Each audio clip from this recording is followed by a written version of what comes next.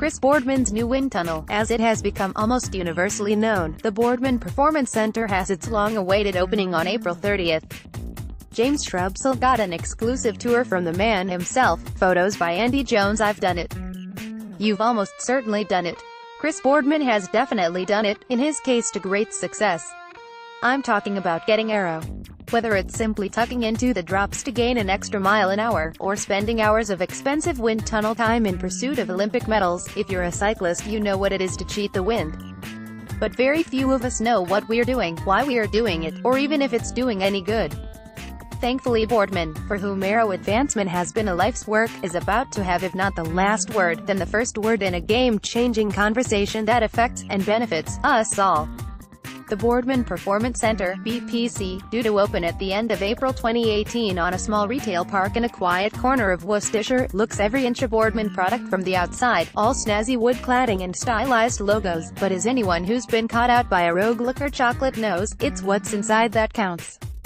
Greater than watch 4 top tips to reduce your aerodynamic drag. Into the heart of the BPC beat the blades of a 2.2 meters fan that drives a wind tunnel that for the first time in, well, forever, puts affordable high-fidelity aero testing at the hands of the average club rider.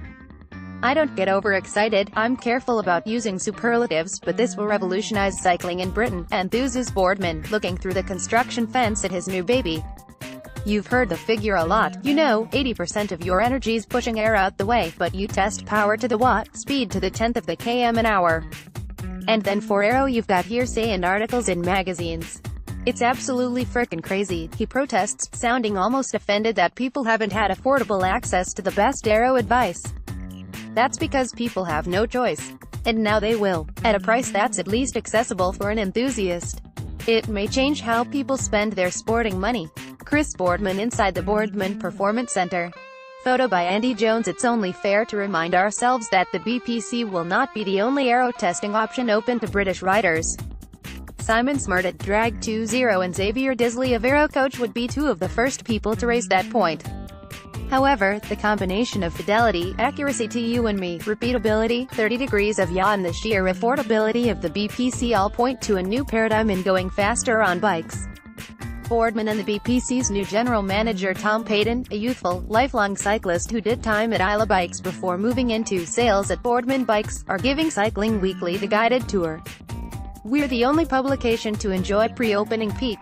Considering the numbers expected through the door in the months and years ahead, from British club riders to world tour pros, this is a privilege.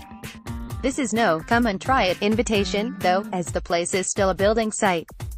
The 3 of us, plus photographer Andy Jones, pick our way through the detritus of the construction trade and into the main downstairs area, a large glass-fronted expanse.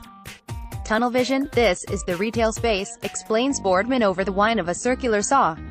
All the brand's bikes, plus accessories, will be available here, adds Payton. Boardman points out the bar area. I'm pushing to have our own brand of beer, but I seem to be the only one going for it. There's no cafe as such, but customers will be able to get a good cup of coffee, he says. Next to that is the workshop, where clients' bikes can be fettled into their most aero selves, as dictated by the results from the tunnel. At the far end you can get a bike fit by Physic, with whom Boardman continues to work closely on products.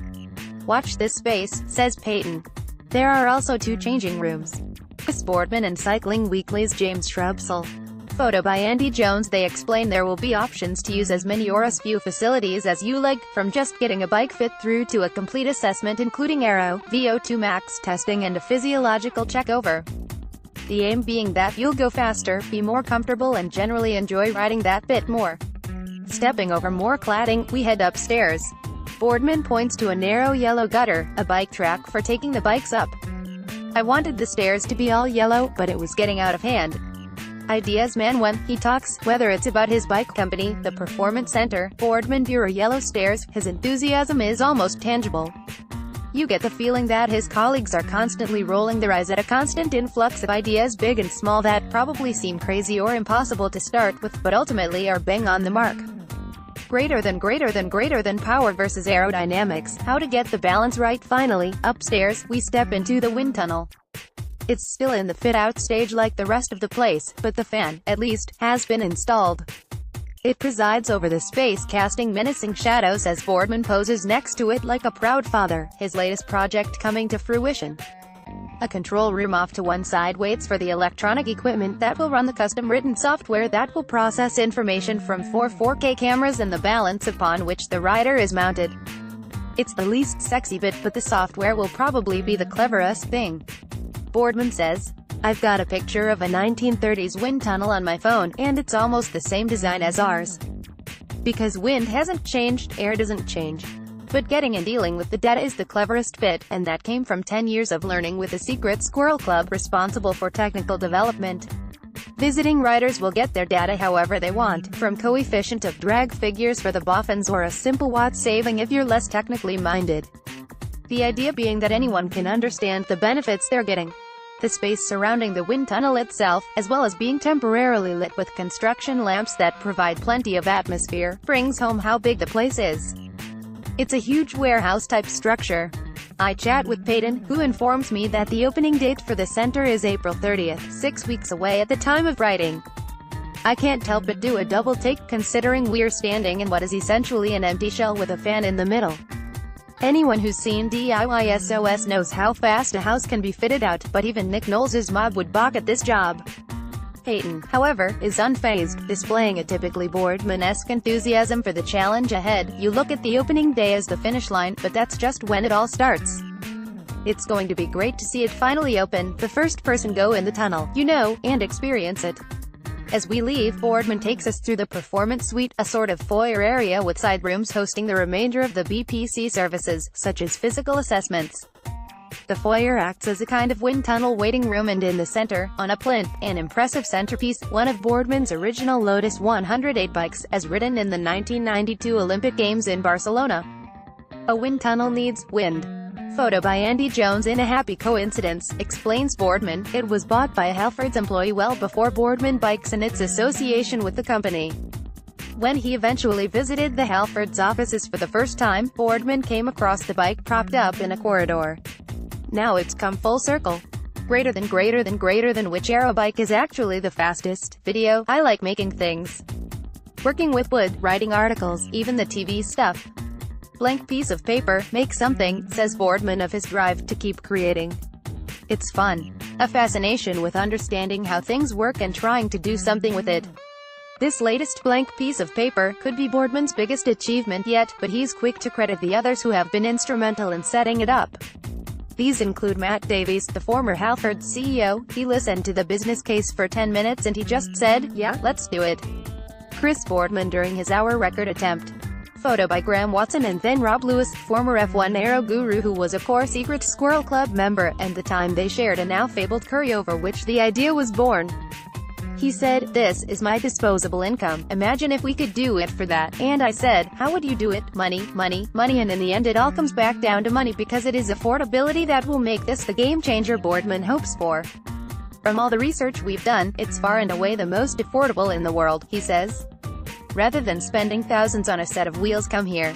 Spend 200 or 300 quid, go faster, and with the money you save go on a training camp. Majorca in the spring, anyone?" Boardman Performance Centre Essentials dynamic duo, Peyton, left, and Boardman at the BPC. Photo by Andy Jones. Opens, April 30th. Address, The Valley, Evesham, Worcestershire, WR11 4DS. Prices, from £195, depending on the package chosen. The basic package will include 15-minute briefing, 30 minutes in the tunnel with your bike, evaluation of current position, testing up to 2 improvements, performance predictions, 15-minute debrief for £195.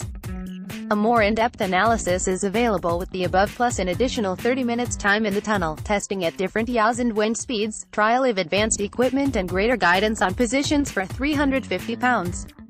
Other packages were being finalized at the time of writing. Where, just outside Evesham in Worcestershire. The BPC is located 15 miles from the M5 at Worcester and 19 miles from the M40 near Stratford-upon-Avon. Birmingham Airport is 30 miles to the north.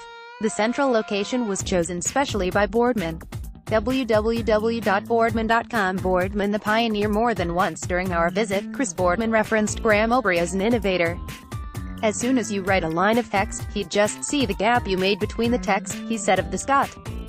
But while Boardman's approach is perhaps more scientific, he has spent a career as an innovator himself. The Lotus 108, Boardman's famous Olympic bike, was invented by Mike Burrows and licensed by Lotus, but it still needed a rider with pioneering spirit to ride it.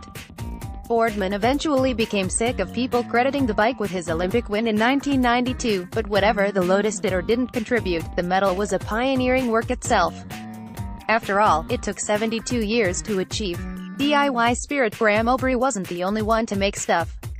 In 1993, I sketched up my own one-piece handlebar and fork design because the UCI brought in the rule for equal-sized wheels, Boardman recalls. The only way I could get low enough was to design my own handlebar and fork. So I commissioned it. Not a washing machine bearing in sight. Secret Squirrel Club. In late summer 2004, Boardman was appointed head of stuff at British Cycling.